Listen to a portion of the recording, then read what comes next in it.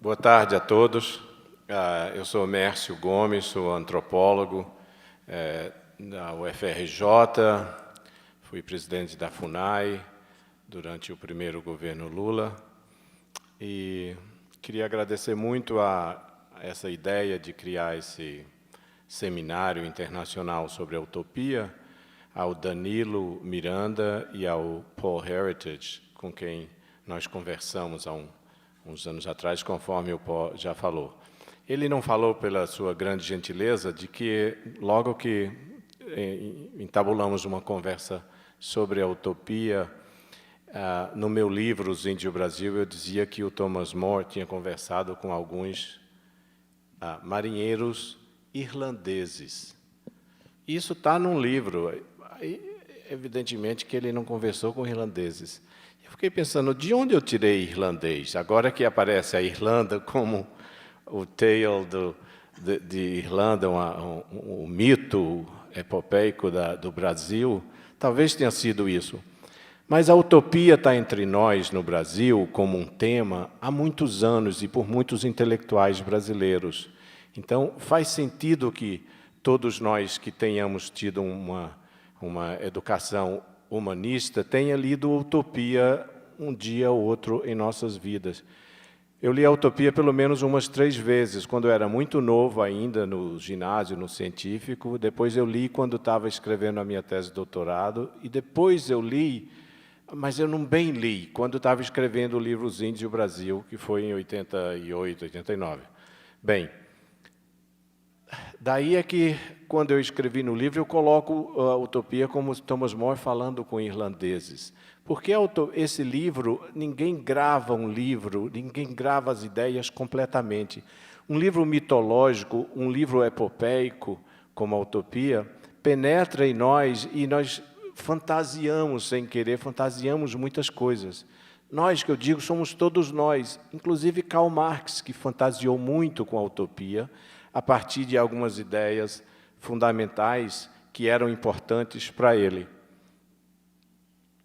Por isso é que eu chamo isso daqui de inspirações da utopia, como toda a ideia que inspira a nós ao longo desses anos. E vou tentar apresentar algumas ideias originais que estão muito próximas das ideias apresentadas pelo Jerry Broughton, meu amigo, sem nós termos debatido nada.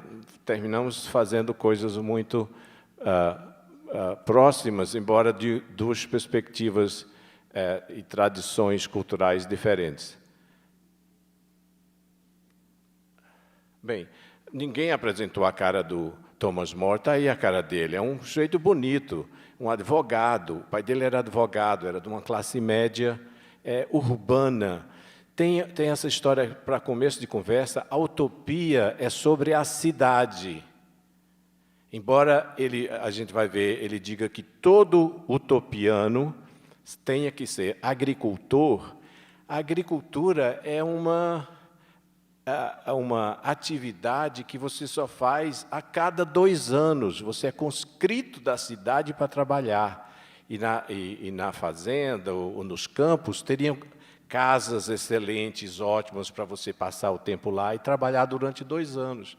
Então, a agricultura, em 1516, na Inglaterra, não é para Thomas More o auge disso. O Thomas More sabe que a agricultura está se perdendo de algum lado. Ele começa, o Jerry Broughton falou aqui no livro 1 da Utopia, que é uma conversa sobre política. E eles conversam demonstrando que os camponeses ingleses estão sendo retirados. Aqui também o Gregory mencionou isso também. Estavam sendo expulsos da sua terra num processo socioeconômico que é conhecido como enclosures, das common lands, das terras comuns, das terras que eram dos camponeses. E esses camponeses eram atirados, jogados nas cidades e certamente faziam muita confusão, eram pobres, mendigos, entravam em confusão e, de vez em quando, eram mortos em grandes quantidades. Simplesmente chegava a polícia ou quem era da polícia e matava muitos deles. Então, era um sofrimento grande. A Inglaterra estava passando por um grande sofrimento porque ela estava iniciando o seu processo de capital, de capitalização, e a capitalização era, como diz o Marx nos seus livros, era primitiva, era de violência, era de pirataria, era de tomada à força das terras. Então, eram as terras comuns dos camponeses que eram tomadas para se criar carneiros e produzir lã, etc. Então, o Thomas More está lá em 1515, quando ele está na Inglaterra, está em Bruges, e depois dá um tempinho e vai para Antuérpia para visitar o seu amigo Peter Gilles. Ele, nesse ínterim, ele se dá conta desse encontro com o Rit-Lodeu, e eles começam a discutir, que é o livro 1, a política daquela época, e o sofrimento que era. Ele se dá conta do processo que estava havendo na Inglaterra, desse sofrimento. E aparece, já nesse período, a ideia de paraíso terrestre. Aqui é só o frontispício de uma das primeiras produções da Utopia, é esse que está aqui. A Utopia foi escrito em latim, como já falava aqui, publicado em 1516 na Holanda, em Louvain, Bélgica, Holanda, sob o encargo de Erasmo de Roterdã, que era o seu grande amigo e que era uma das figuras mais importantes da Europa. Era uma espécie de um Jean-Paul Sartre da década de 60. Todo mundo queria ouvir Erasmo. O que ele falava era importante. E ele, em 1517, ele entra em conflito, em diálogo, em debate, conflito no sentido de debate, com Martinho Lutero. E isso vai durante toda a vida do Erasmo de Roterdã, do Desidério Erasmus, que chama, uma briga constante, um debate grande com o Lutero sobre se o protestantismo é legítimo ou não é legítimo, etc. Então, aqui é o frontispício. Esse daqui é um mapa, está verde porque está melhor do que aquele outro que está engravurado em cinza, para se entender melhor como é que é. E eu queria só que vocês olhassem que é uma baía. Depois nós vamos ver. Aqui está um pouco do Américo Vespúcios, que é interessante dizer. Depois eu falo um pouquinho mais sobre a baía que compõe a ilha. Américo Vespúcio é uma figura central aí. Ele teria feito 4 viagens às Américas, isto é, à região do Brasil, a partir de Orinoco, etc. Ele foi um dos pilotos de Colombo, foi contratado pelo rei Dom Manuel para fazer várias viagens ao Brasil. Ele veio na expedição de Gonçalo Coelho, que era um grande navegador português, que já tinha feito, inclusive, uma viagem às Índias.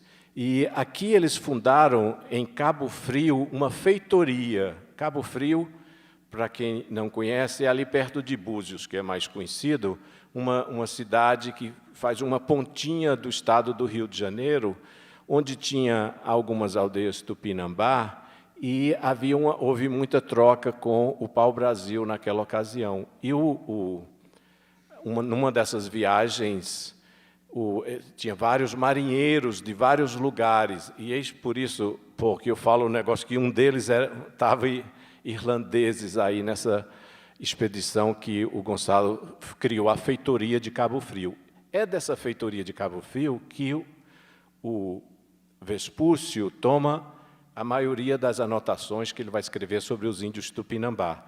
E ele desce a costa inteira do Brasil. Esse mapa que o Jerry apresentou, eu vou apresentar só o tiquinho que faz parte do Brasil, para mostrar as entrâncias e as baías que se aproximam muito dessa baía. Américo Vespúcio escreveu as suas cartas, elas foram publicadas em 1504, ficaram muito conhecidas e foram a base da construção do mapa do Martin Werdensemüller, que é esse que o Jerry apresentou, o mapa completo, que eu só vou apresentar o mapa da América do Sul, e que criou a ideia de que não era uma extensão da Ásia, que era um continente em si mesmo, daí porque foi chamado continente de Américo, e virou América, que depois muita gente, amigo do Colombo, ficou meio danado dele estar usurpando o nome de uma coisa que quem descobriu foi o Colombo. E o Pacífico não é conhecido, porque o Pacífico só é conhecido depois com Balboa, que chega no Panamá e se dá conta que há um outro oceano do outro lado. E, naturalmente, com a viagem de Fernão de Magalhães, que então o Pacífico é completamente conhecido e visto que a América do Sul é bem mais larga do que parece nesse mapa. Então, Américo Vespucci é uma pessoa muito importante nessa época, porque ele que cria a ideia do paraíso terrestre. Numa das cartas a Lorenzo de Piero de Medici, que era o filho de Lorenzo de Medici, que era o condestário de Florença naquela época, ele pergunta a ele: Senhor, aqui estou nessa baía maravilhosa, em que as águas são azuis e a floresta é verde, se por acaso Deus criou um paraíso, não será por essas bandas que é o paraíso? E daí ficou, desde essas primeiras cartas, a ideia de que o paraíso terrestre está aqui, no Atlântico Sul. É uma descoberta nova, que estava perdido desde a época, sei lá, de Noé, não sei quando, e que poderia ser um paraíso verdadeiro. Essa ideia de paraíso verdadeiro é uma ideia que persegue os europeus e persegue a mitologia brasileira, de que nós vivemos num paraíso. Nós, naturalmente, nos orgulhamos disso, ao mesmo tempo que cuspimos depois disso, quando a gente está com raiva do Brasil, que é uns altos e baixos que nós temos continuamente, como parte dessa nossa histeria pessoal e coletiva. Mas o paraíso está aí, nós vivemos esse paraíso. O Sérgio Buarque de Holanda escreveu um livro chamado Visões do Paraíso, em 1957. O Danilo mencionou o Afrânio de Melo Franco, que escreveu um livro demonstrando que a Revolução Francesa deve muito às ideias que os pensadores franceses, de Montaigne, a Utopia do Thomas More e outros, tinham sobre os povos indígenas. Porque a ideia que vai surgir aí na utopia é a ideia que vai perseguir, na utopia do Thomas More, é a ideia que vai nos perseguir eternamente de que o mundo pode ser recriado. Para mim, então, a principal ideia filosófica que o Thomas More nos traz, e traz naquele momento, é de que o mundo não é uma criação divina. Ou se foi, é como se Deus tivesse feito e dissesse: agora vocês se virem. É possível você mudar o mundo. Não precisa você estar pedindo a Deus. O mundo é possível de ser criado. O criador de utopia, o sujeito chama o Topos, que é um rei que aparece lá, está um povo selvagem, e ele cria a utopia. Então, que o mundo seja criável e recriado é que é a ideia principal da utopia. Nós, seres humanos, podemos recriar aquilo à nossa imagem, à nossa vontade, e eis que seja